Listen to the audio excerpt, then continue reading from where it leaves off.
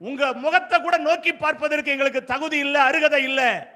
Criticism பண்றதற்கு நான் தகுதியான person இல்லை.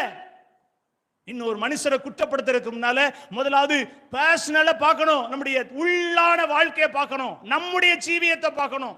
நாம எப்படி இருக்கிறோம், நம்ம வாழ்க்கை எப்படி இருக்கு, நம்ம இந்த நிலைமைக்கு தகுதியானவர்களா?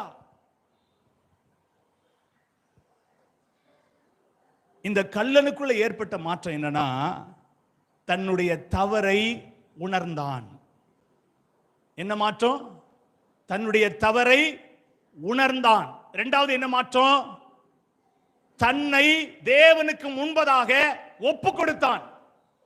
தன்னை தேவனுக்கு முன்பதாக ஒப்பு கொடுத்தான்.